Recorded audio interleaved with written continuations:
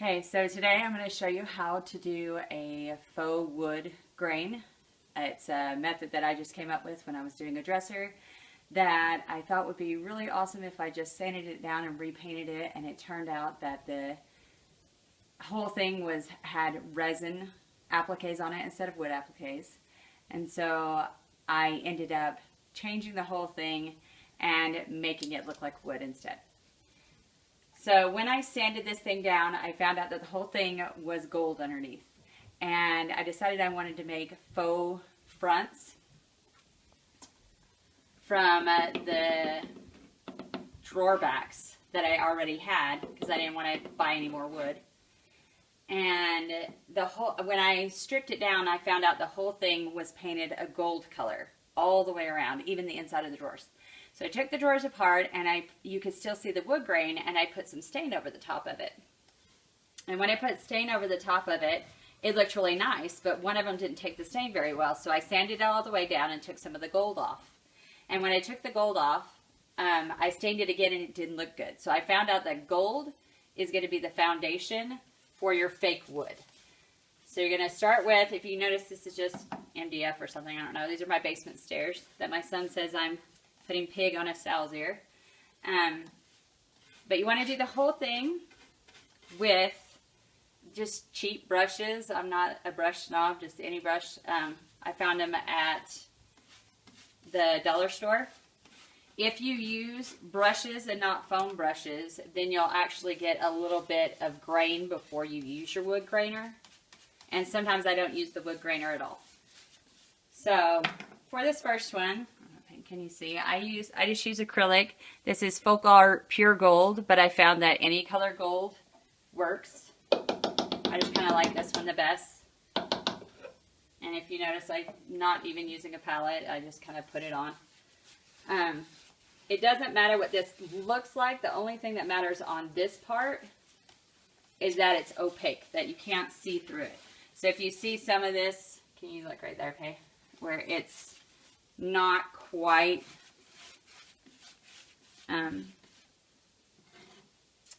you can still see through it a little bit. It's those ones that you want to add more paint to, or you want to wait and do another layer of paint.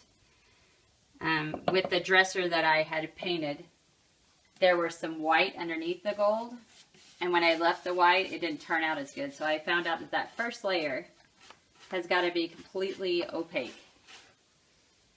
Now this technique, because it is painted on and because it's faux, you can do this over, it might be a wood piece that was wood originally, but now it's painted. You can sand that off and make it look like this again. If you've got wood, I have one piece that was just kind of trashed, and I couldn't save the wood, and so I painted a faux wood grain over the top of it, and it looked really nice. Or if you have, like, say, a butcher block or some wood that's not taking your stain very well, and so it's just not coming out the color you want, you can start over with this. The cool thing about doing this to actual wood is that it already kind of has grooves in it, so it makes it look more like actual wood. All right, I'm going to skip over this stair. One thing you want to remember when you're painting stairs is to skip stairs. Do them every other day, whatever you need to do. So that way you're not ending up stepping on your work.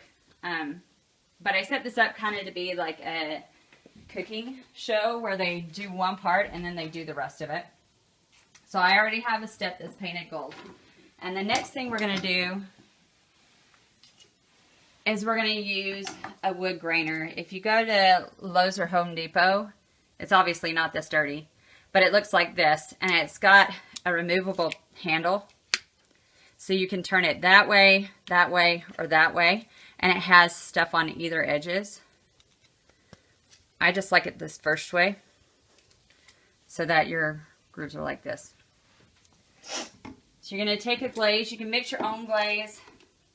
I really like the Fairy Chalk Mother's signature antiquing glaze in this dark brown. The bottle lasts a lot longer than glaze that I made myself with an antiquing or with a glazing medium. So you want to put that on. If it's not going on very well with your brush and you're going to use a wood grainer, you can resort to a foam brush. But if you notice, even without the wood grainer, just by using a paintbrush, it looks like a wood grain because of your lines. So to use the wood grainer, you're going to put it on and you're going to drag it back, and at some point you're going to rock it. When you rock it, that's going to give your knot hole. And then you just keep working down. If you don't like a spot, if it's too heavy, just take your brush and fan it back out. It's really fun to do. You can also tape off some spots if you want it to look more like planks of wood. You can tape off some spots. You can also go over places that you don't like sometimes you didn't reach real good in the corner. So that's what it's going to look like when you do your wood grainer. I guess I could finish like that whole portion so you can see. Don't worry about this part. I haven't decided what I'm doing with the rest of the stairs yet, so I've been playing around with it. And sometimes I don't do a knot hole at all. I just drag the top. Because there's not always knot holes in wood. Okay. I'm going to move along.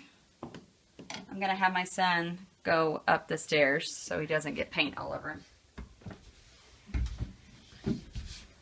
Okay, so for the next one, when I got my wood grainer done, I don't know if you can tell from this, but I noticed that the wood was not quite as dark as I'd like it. And so sometimes I do this when I'm staining too, and the wood's not coming out as dark as I like. I'll take this is just a dark brown. It's called raw umber. And it's not quite as dark as I want. So I'm going to add a little bit of black to it.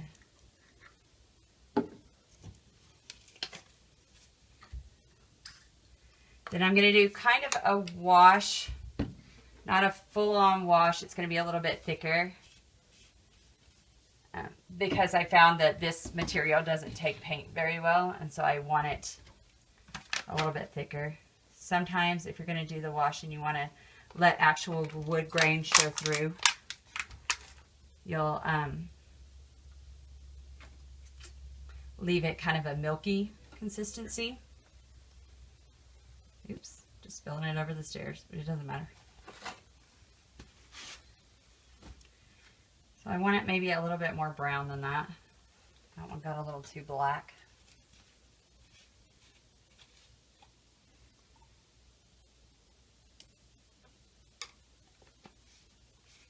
And I'll add a little bit more water to it.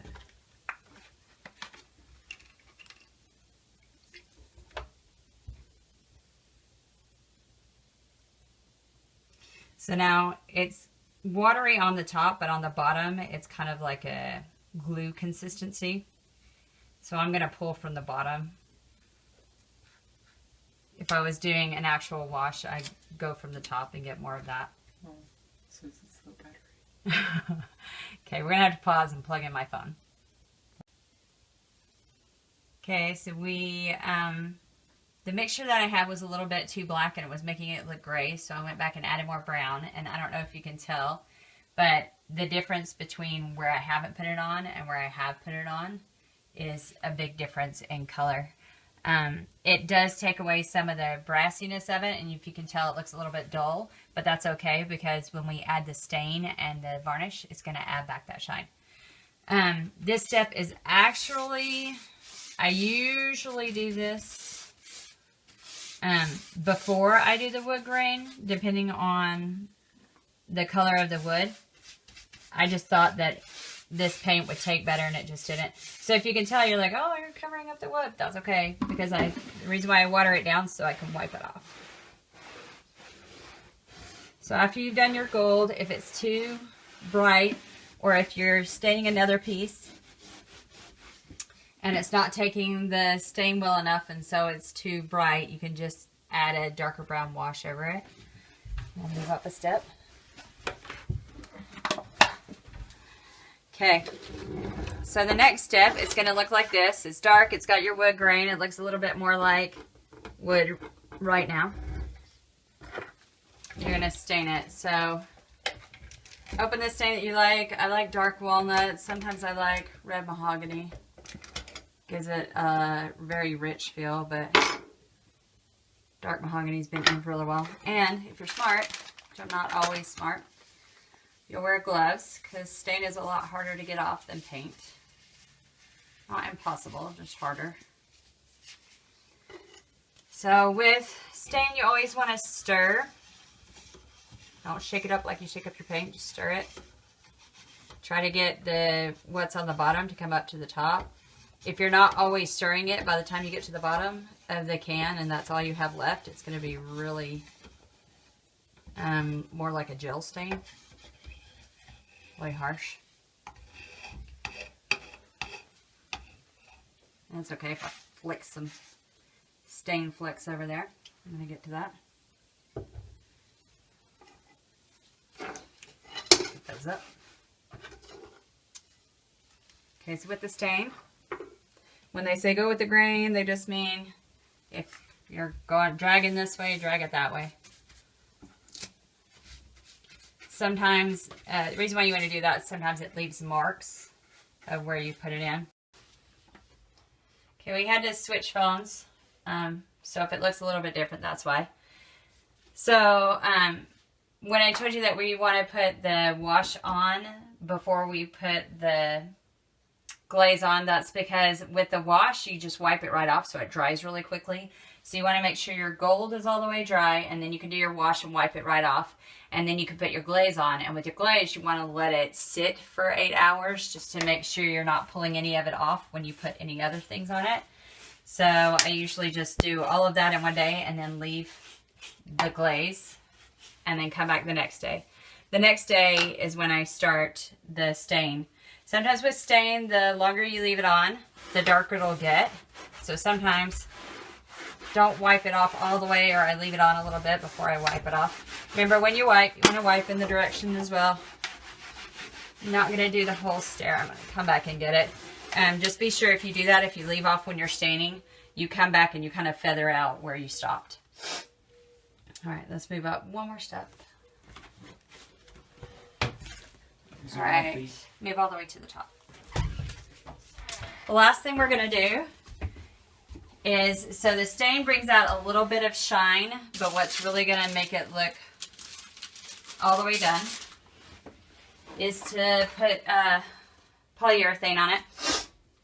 This was a clear satin. Somebody in one of the groups that I'm in said that they liked the wipe on, and I find that I like it too, just because you don't have to keep turning your head this way and that to see if you've got drips around corners. The downside is it's a very thin layer, so you're going to have to put on multiple layers to make it as shiny and as thick as you want it. But you just find yourself a nice clean cloth. Probably should have shaken it up. I don't know how long it's been sitting in the garage. And you just wipe it on. Careful not to go over it too many times in the same spot. And then you will have to wait the amount of drying time that it has on the back. And then you can come over and do more drying after that. And if you're done, if you want to see this stair and a couple of stairs down, now you've got faux wood stairs. And that's it.